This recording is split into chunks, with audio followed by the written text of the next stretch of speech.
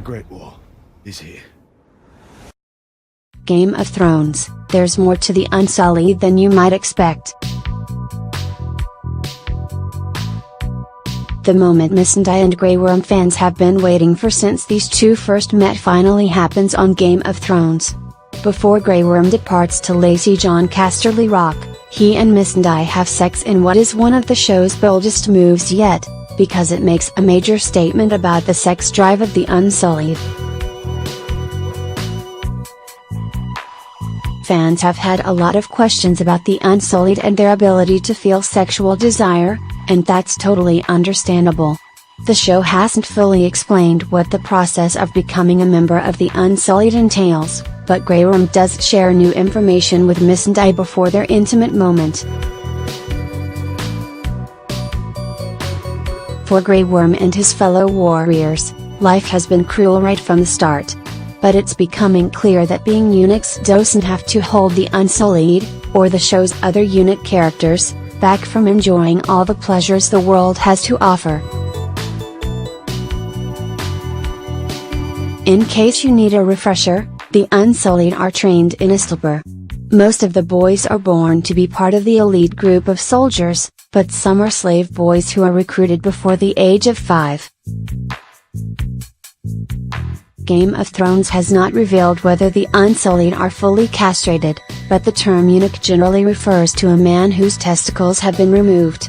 We do know this is done to lower testosterone levels in the young boys so that they can grow up with no purpose other than to fight. A Song of Ice and Fire, the series on which Game of Thrones is based, clarifies that the Unsullied are fully castrated, meaning their testicles and penis have been removed. So far, it's unclear if the show is sticking with the idea that they are fully castrated or partially. As a term, eunuch applies to both full and partial castration. The Unsullied aren't Game of Thrones only eunuch characters. Varys is a eunuch as well. As he tells Daenerys, he had been a slave as a young boy, but has worked hard to gain a position of power so that he can influence the leaders of Westeros.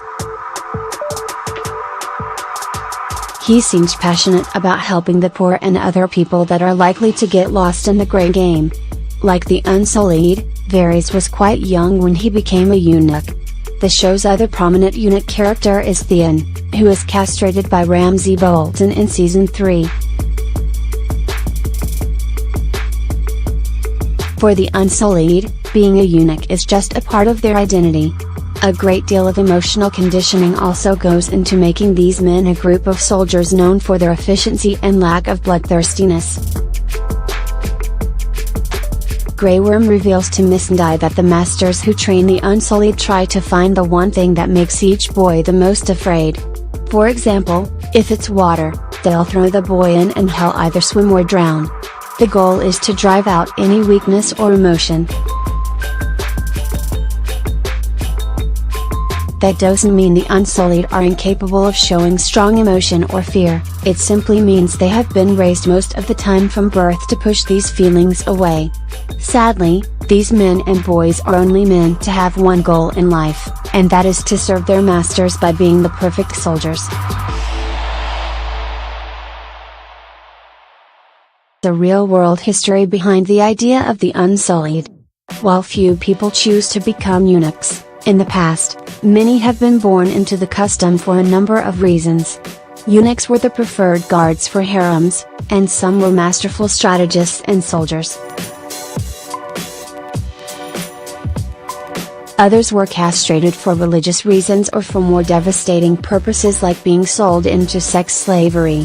Actual eunuchs wouldn't look like Grey Worm and his fellow ripped soldiers, though, with their sex organs removed so early in life, they would never go through puberty.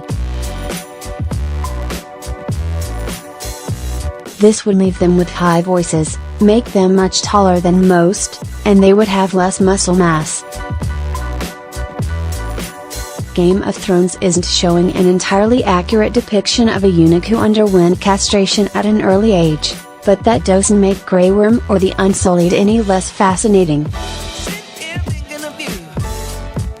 It also doesn't take away from the powerful statement the show made by not only allowing Grey Worm to express his love for Missandei, but also making it clear that, yes, the Unsullied can be intimate with another person. These men may have been trained to be warriors and nothing else, but now that they have their freedom, they can explore their wants, desires, and feelings. Barring a catastrophe at Casterly Rock, this could be just the beginning of Grey Worm's well-deserved exploration of his sexuality and feelings for Missandei.